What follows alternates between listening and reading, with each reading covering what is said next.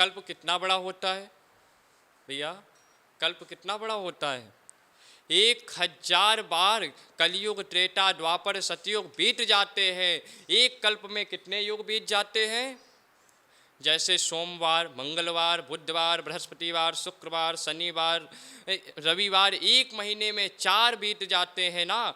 4 हफ्ते एक महीना होता है, और मीन्स 30 दिन का एक माह होता है। 12 महीने में एक वर्ष होता है। उसी प्रकार 1000 बार सतयुग, त्रेतायुग, द्वापर युग, कलयुग, सतयुग, त्रेतायुग, द्वापर युग, कलयुग, जब एक हजार बार व्यतीत हो जाते हैं। कितनी बार? 1000 बार। ये सतयुग, त्रेता, द्वापर, कलयुग, आयु कितनी है? कलयुग की आयु कितनी है? 4,32,000 वर्ष। कलयुग की आयु कितनी? 4,32,000 वर्ष। द्वापर की आयु कितनी? 8,64,000 वर्ष। कलयुग से ठीक तिगुनी त्रेता की आयु, कलयुग से ठीक चौगुनी आयु सतयुग की आयु है। 17,96,000 वर्ष की आयु। तब एक कल्प होता है। एक कल्प में 14 मनवंतर होते हैं। एक मनवंतर लगभग 72 चतुर्युग के का होता है।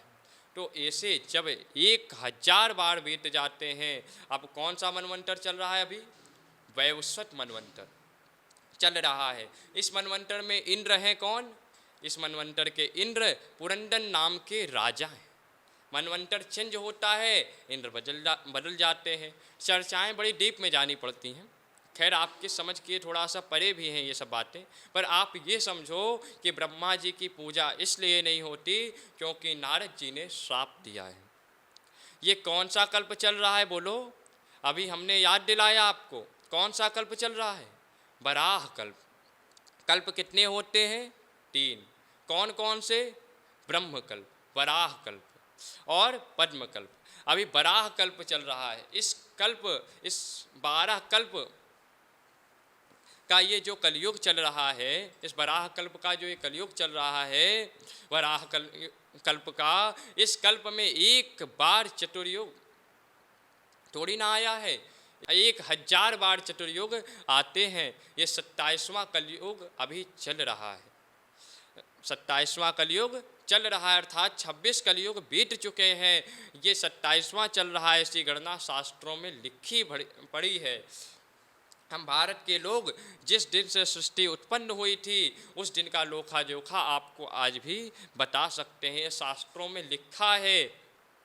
ये दुनिया साइंस लोग, वैज्ञानिक लोग कहते हैं ना, 2000 साल पहले मोहनजोदड़ो हड़प्पा संस्कृति थी, इसके पहले कुछ नहीं था। ये लोग 2000 साल पीछे की बात करते हैं, जानते हैं, और हम लोग लाखों साल पुरानी बात बता देंगे। क्या था उसका सबूत। ऐसे नहीं कि ऐसे ही कोरी कोरी बातें करके चले जाएंगे, बल्कि आपको प्रमाण सहित दिखला देंगे। 5,500 साल पुरानी द्वारिका थी, उसका सबूत मिल गया।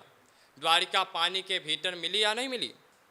5,500 साल पहले श्रीमद् भागवत में लिखा है, भगवान कृष्ण कब आए थे? 5,500 साल पहले, द्वापर में। अभी कलयुग की आयु बीत गई है लगभग 5,500 वर्ष। अभी 4,32,000 वर्ष में 5.5 साल माइनस कर दो, शेष आयु निकल आएगी। कितना वर्ष अभी बची है। तो महाभारत हुआ था पुरातत्व में विभाग को, वहाँ की खुदाई में महाभारत के अस्तित्व मिल रहे, सबूत मिल रहे हैं। मतलब लोग मोहनजोदड़ो हड़प्पा संस्कृति को प्राचीन मानते थे। हमारे वेद पुराणों ने सिद्ध कर दिया, सिद्ध करके बता दिया कि इसमें जो लिखा है इससे भी पूर्व है। हमारे वेद पुराणों ने यह सिद्ध किया कि लाखों लाख साल पुरानी राम सेतु 10 साल तक नासा के वैज्ञानिकों ने रिसर्च किया। बाद में कहना ही पड़ा कि राम सेतु मानव निर्मित है।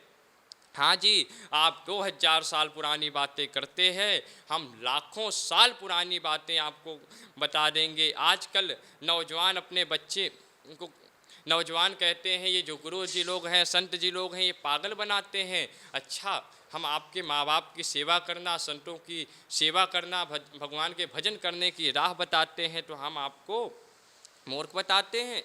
हम आपको मूर्ख बनाते हैं। हम आपका प्राचीन ग्रंथ भागवत जैसा प्राचीन ग्रंथ आपके सामने रखते हैं, आपका पुराना इतिहास आपके सामने रख दें तो हम आपको बेवकूफ़ बना रहे हैं।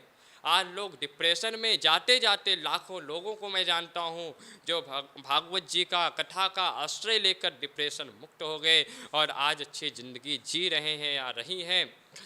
ऐसी बातें कहने वाले लोग जी जो रोते रोते ज़िंदगी गुजारते थे आज वो हंसते हंसते ज़िंदगी गुजार रहे हैं। पर नौजवान साइंस की 4 पुस्तकें जो पढ़ लेते हैं वो गलत बोलते हैं। मेरा किसी को नीचा दिखाने का नहीं है, बल्कि जो गीता की आलोचना करते हैं आज हिंदुस्तान में आज आपको लाखों लोग ऐसे मिल जाएंगे जो वेद पुराणों की आलोचना करते हैं। आलोचना उनके पास कुछ और काम ही नहीं बचा, संस्कार तो मिला ही नहीं, बस आलोचना करना सीखा तो वेद शास्त्रों की आलोचना कर रहे हैं।